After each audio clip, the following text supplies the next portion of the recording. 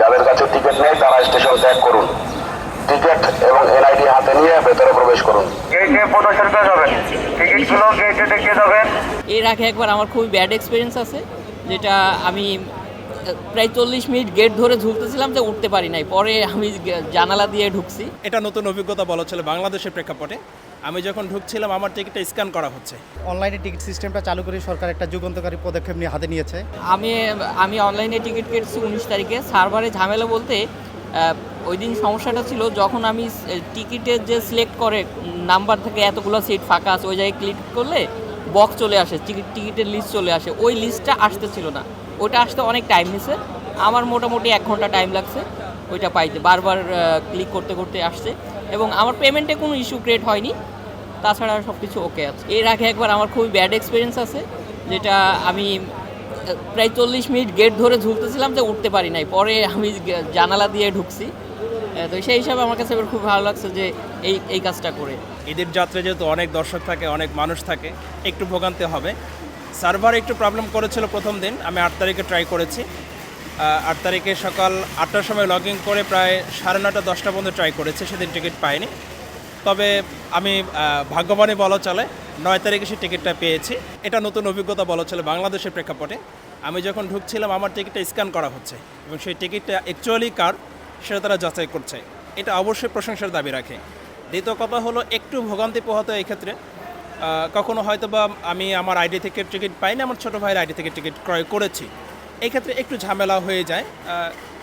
একটা আইডিতে অনেক সময় লগ ইন করা যায় না, সার্ভার প্রবলেমের কারণে অনেক সময় লগ ইন হয় না। এক্ষেত্রে একটু কিছু ব্যক্তি হয়তো ভোগান্তির শিকার হচ্ছে। অনলাইনে টিকিট সিস্টেমটা চালু করে সরকার একটা যুগান্তকারী পদক্ষেপ নিয়ে হাতে নিয়েছে। পাশাপাশি যেটা আমরা দেখছি যে এতদিন যাবত বাংলাদেশ রেলওয়ের যে লস হয়, এরকম কথা শুনছি যে বাংলাদেশ রেলওয়ের খালি ভর্তুকি দিতে হয়, ট্রেনের যোগাযোগ ব্যবস্থা ভালো না। এটা অনেকটা কেটে উঠছে এবং হলো শতভাগ টিকিট দেওয়াতে উপকৃত হয়েছে। বাট যে এই কথাটা যেটা হচ্ছে যে আমরা যখন টিকিট ধরতেছি আমরা টিকিটটা পাচ্ছি না, টিকিটটা না পাওয়ার টিকিট সিলেক্ট করতেছি, পেমেন্ট সিস্টেমে যাই, সেটা আটকে যাচ্ছে, টিকিটটা প্রসেস আমার এক্সিকিউট হচ্ছে না। এটার মূল যেটা আমার মনে হচ্ছে যে তাদের সার্ভার সিস্টেম বা টেকনিক্যাল সিস্টেমটা প্রযুক্তিটা আরও আপডেট করতে হবে।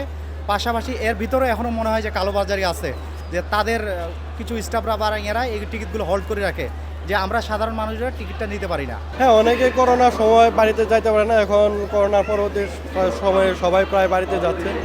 সবার সাথে ঈদ করার মজাই আলাদা, সবার সাথে ঈদ করবো আমরা। তবে টিকিট চেকিংয়ের ক্ষেত্রে খুব একটা গুরুত্বপূর্ণ এরকম কোনো কিছু দেখলাম না, শুধু টিকিট দেখে ঢুকতে দিতেছে, মানে আইডি কার্ডের কোনো চেকিং নাই।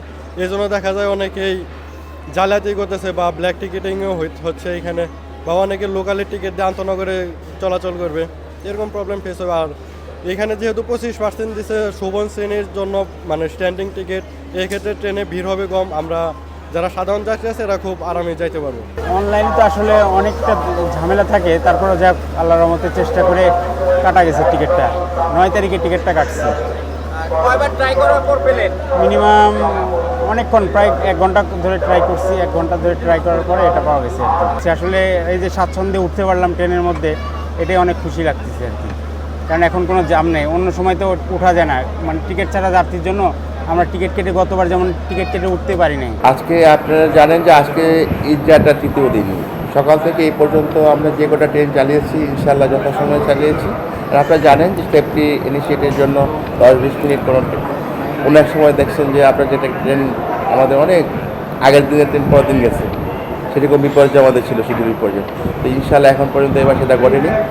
তো গতকালকে যে ট্রেনটা আমাদের 1 ঘন্টা 30 মিনিট লেট ছিল, সেটাও আজকে আমরা রাইট টাইমে চালিয়েছি। আপনারা জানেন যে আমাদের আসন যেরকম নির্দিষ্ট, ঠিক তেমনি স্ট্যান্ডিং টিকিটও, আসনবিহীন টিকিটও নির্দিষ্ট করা হয়েছে এবার। মোট আসনের 25%, অর্থাৎ একটা ট্রেনে যদি আপনার 100 সিট থাকে সেখানে 25 জন পাবে আসনবিহীন। আমরা সকাল থেকে এখন পর্যন্ত আমাদের 10খানা ট্রেন গিয়েছে, লোকাল মেল এবং আন্তনগর, এবং সবগুলো ট্রেনে ইনশাআল্লাহ যথাসময়ে চলে গিয়েছে। বিনা টিকিটে রেল ভ্রমণ রোধ করার জন্য, ট্রেনের সাদে বাপারে ভ্রমণ রোধ করার জন্য, এবং টিকিট যে সকল সময় যারা টিকিট কেটেছেন তাদের যাত্রাটাকে স্বাচ্ছন্দ্যময় করার জন্য, নিরাপদ করার জন্য বাংলাদেশের অনেকগুলি পদক্ষেপ নিয়েছে। তার মধ্যে অন্যতম হচ্ছে যে বিনা টিকিটে যাত্রীদেরকে স্টেশনে প্রবেশ করতে না দেওয়া, অর্থাৎ এন্ট্রি এক্সিট কন্ট্রোল করা। সেটা দেখেছেন এয়ারপোর্টে, ঢাকার মতো ঢাকা বিমানবন্দর স্টেশনে এবং যতপুর স্টেশনে সেটা করা হয়েছে।